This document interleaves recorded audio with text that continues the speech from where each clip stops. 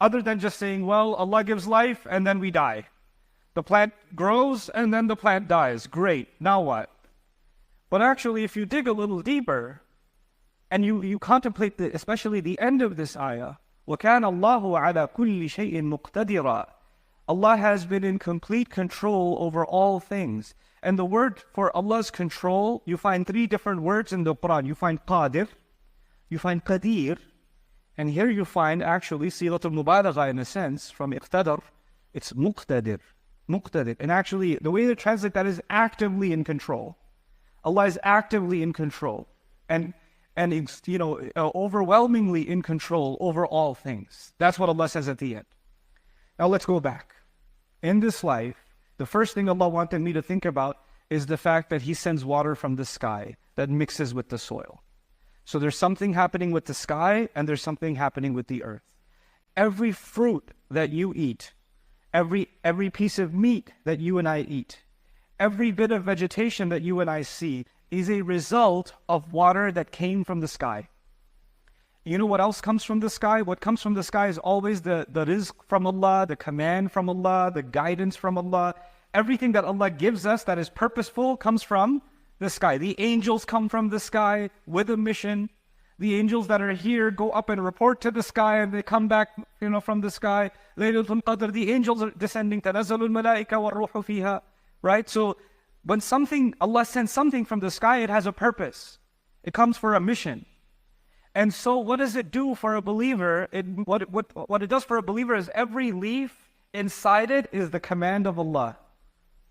Every fruit, every orange has inside it the water that came from the sky, that came from the command of Allah. And every time something comes from the sky, it has to have a purpose. So everything becomes purposeful, and in everything I see that it's related to a command from Allah descending from the heavens. What does that have to do with you and me? Let's come back to that. All of you have different crises.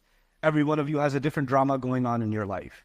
And when I say drama, some of you looked at the person next to you like, this is the drama, I just drove with them to Jummah. But on a more serious note, whatever struggles we're going through, whatever we're experiencing in this life, we have to first understand that none of it would have been happening if Allah's command wasn't there. And there was some purpose, there was a reason for which it was happening. And everything we're going through, Imam al-Qurtubi commenting on the ayah said something so beautiful. Why did Allah make me focus so much on water? Because water doesn't stay in the same place. Water mixes with other things. Water is constantly moving and changing. And if you try to keep water in the same place, it goes bad. So actually, Allah designed this life to constantly go through changes. So those of you that got uprooted from your home and you're in a different place and you say, I miss my village, I miss my home. Why can't I just go back? Why can't I do this? Why can't I have that old job back? Why did I have to do that? Why did we have to move to this neighborhood? Why did I have to? There's why? I hate change. I hate change. Allah says you made life full of change. You can't keep anything the same. Anything that Allah's command came into, like the water that came into a fruit, if you look at that fruit, what's happening slowly? It's losing its water, and it's getting dry, and it's eventually going to die. Right? It's going to go. So the experiences we have in this life, the good that we have in this life is temporary. And the bad that we have in this life is also temporary. The tough stuff is also temporary. And all of that is a command of Allah. So then if that's all temporary, then what's permanent? If everything's just going to go, the good is going to go, the bad is going to go. What you think is a huge problem today, tomorrow you'll look back like, oh my God, I used to think that was a huge problem. This is a huge problem. I prefer that problem because that's gone now and you have something new to deal with. But human beings forget that the beginning of all it is water. And what did Allah mention in the first part? He mentioned water. And what did He mention at the end? Completely dried up, right? The lack of water. So you know what? There's something in between. In between is the greenery, is the good things in life. It's the ups and downs of life. It's the changes in life. But you know what? It becomes easier to deal with that stuff when you go back and you realize, well, you and I were just drops of water too. That's all we were. And eventually we're going to be reduced to nothing inside of the dirt. That's the beginning and the end. And everything else we're experiencing is just the stuff in between. This is just an episode in between, or multiple episodes in between, and they will come to pass. They will go.